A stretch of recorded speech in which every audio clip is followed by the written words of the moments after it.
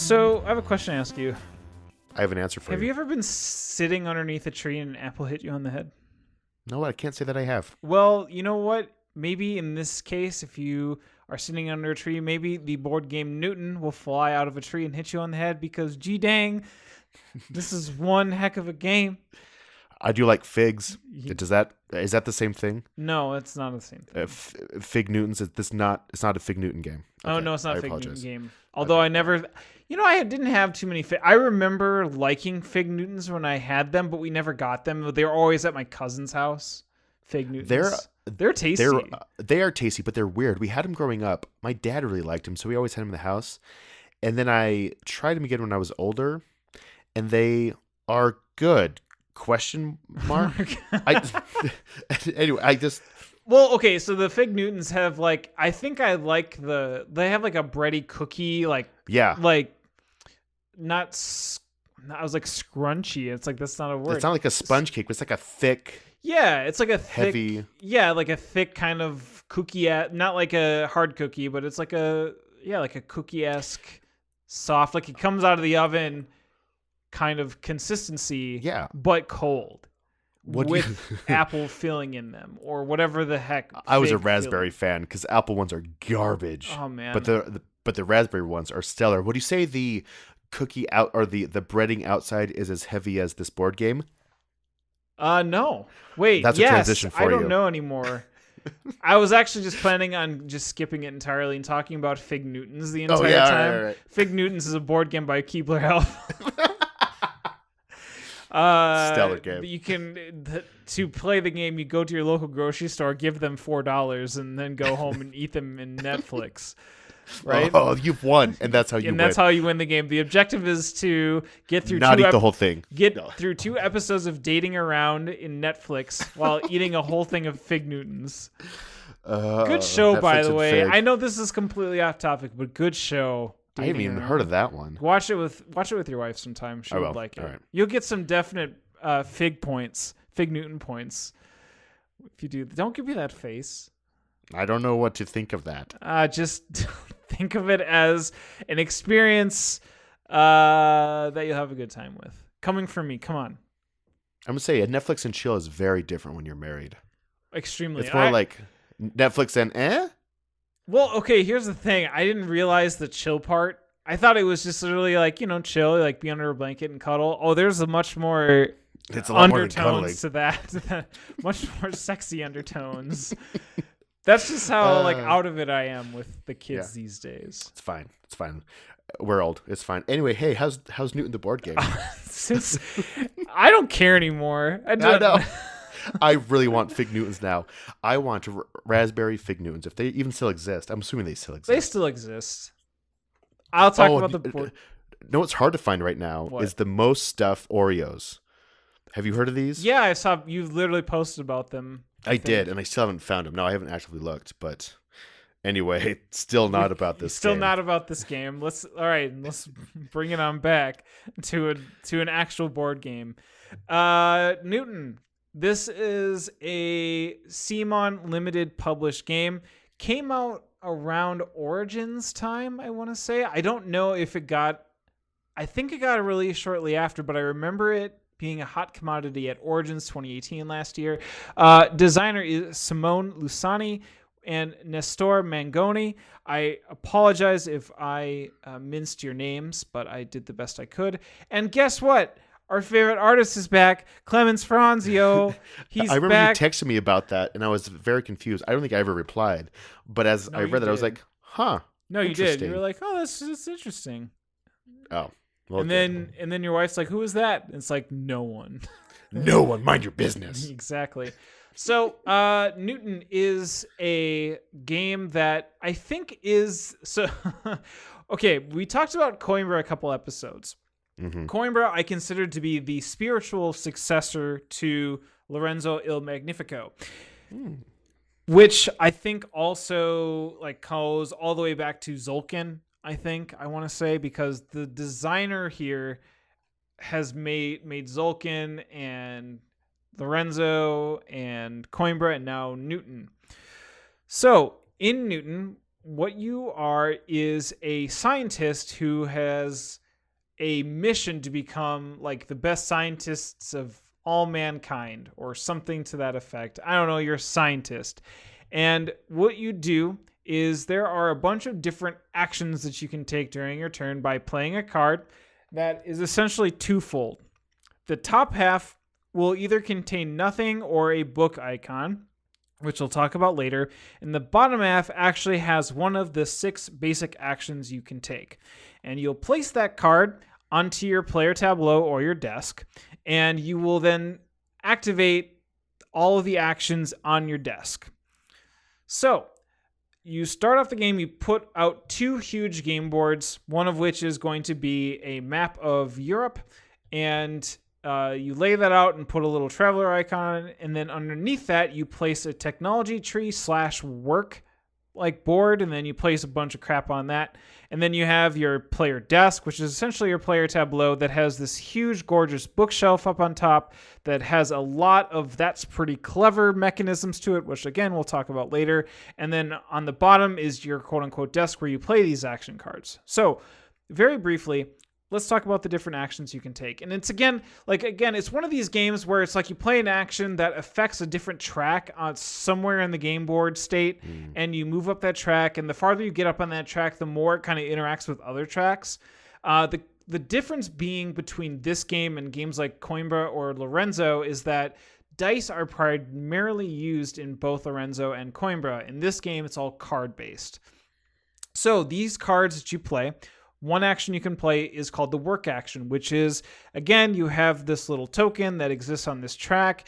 Every single work action that you play on your desk allows you to move up that many spaces on this work track, which allows you to get specific money that allows you to do cool and different things. So, as I made mention, the more action cards you play on your desk, you end up accumulating essentially similar types of actions. So for instance, if it's turn 4 and you decide to play a work action and you played another work action back, during your first turn, you would activate the work action that you have played, and then looking back, you would add up all the other cards that have the work action, be able to do like 2 actions of that space, or move up 3 if you played 3 work actions. That's just how it ends up going throughout the game. And eventually it stops at 6 turns, and then when all the 6 turns are over, you pick one of those actions and you put them under your player tableau as kind of a permanent action, and then you restart, the whole round again until 6 rounds have been played. Moving backwards again, we talked about work. The next action you can take is a technology track.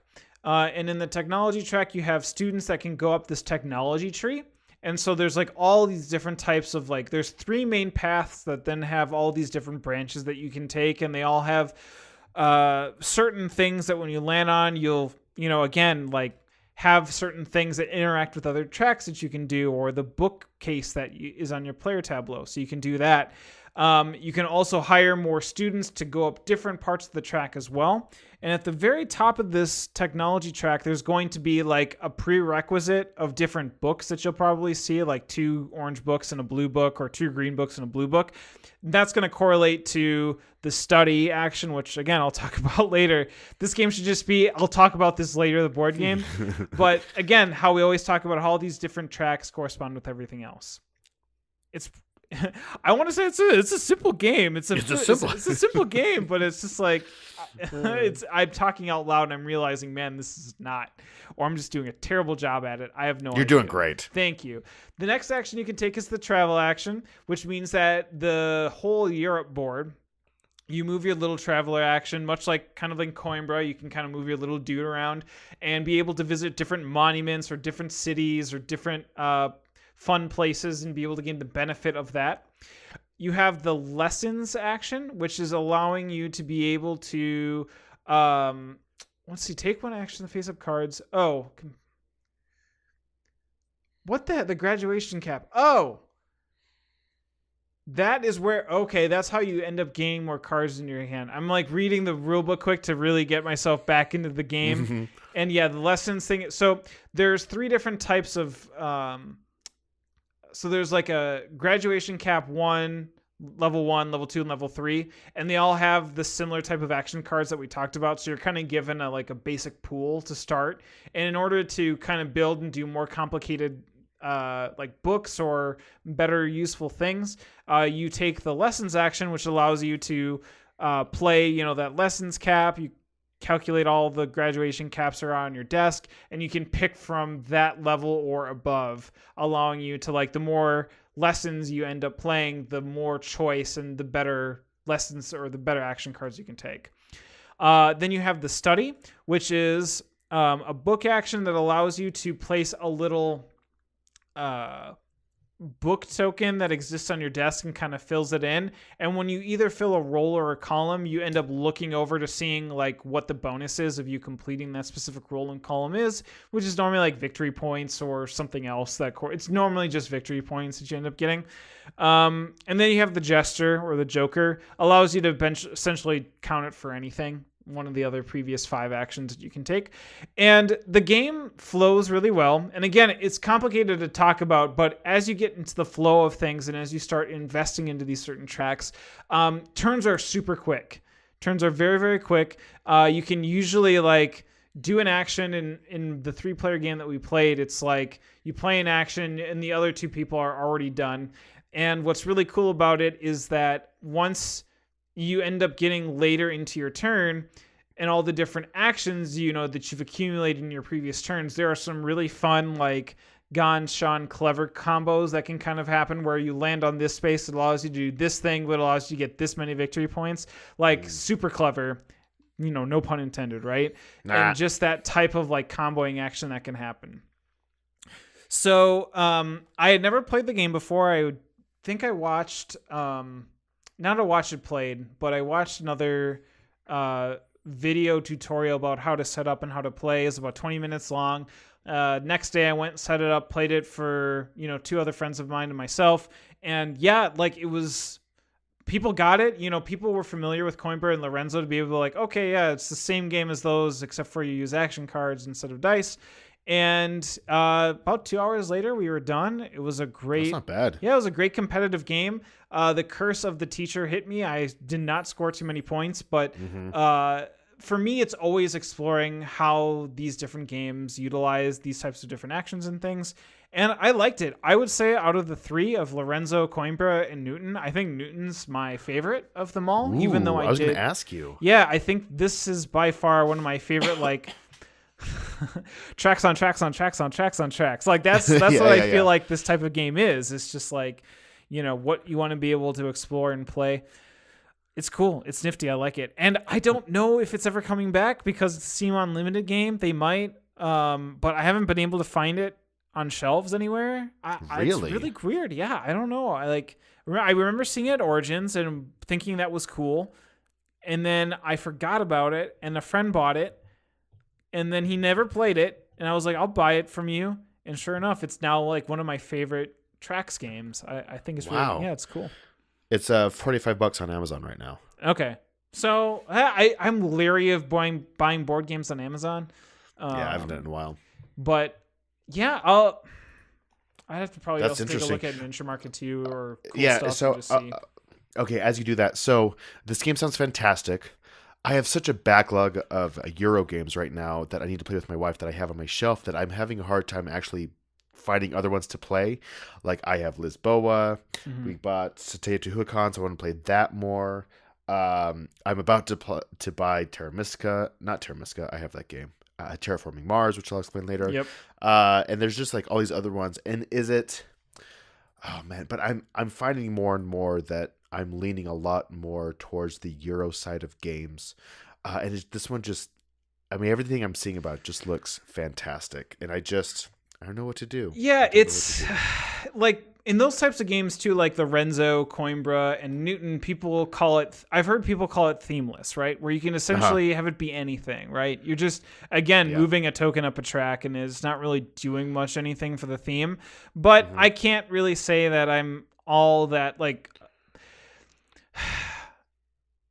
it's weird, right? Because I'm talking about that, and we talked about Imperius and that type of theme, or it not drawing you into its world, and then taking a look at Newton, where I think maybe what it is about Newton is that how it looks, I think just better suits my style. I don't know. It has to be that way, right? Like, just because I think when you look at the game board and you look at your desk, sure, maybe the things and actions that you do don't necessarily have that much behind it theme wise, but at the same time, the game looks. I think personally the game looks great. I think people have been decisive on it. I heard people not really caring about it, but I think it looks cool. I think it looks like a cool, decent game.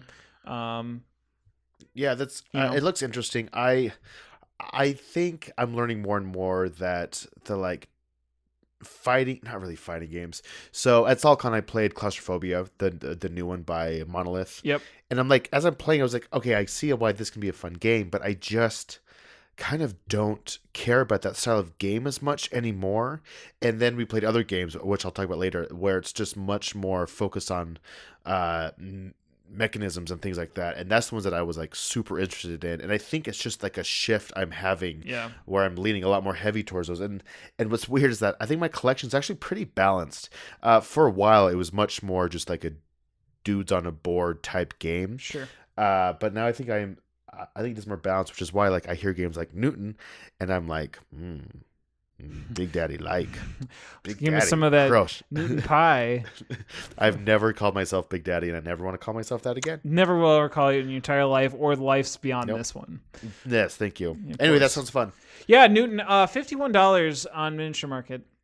Awesome. I think, I said it's... I think if you're a fan of Lorenzo and a fan of Coimbra, Newton should be able to fit. Like, you should be able to catch on very quickly to Newton. And it's going to come to whether or not you like chucking dice and doing dice action selection or card action selection. For me, card action selection was much more my jam. Even though I did the worst out of all of those. I crushed people in Lorenzo. I did okay in Coimbra. I sucked at Newton. Yet I preferred Newton out of all of those games. So go figure, right? Fun. Newton by CMON.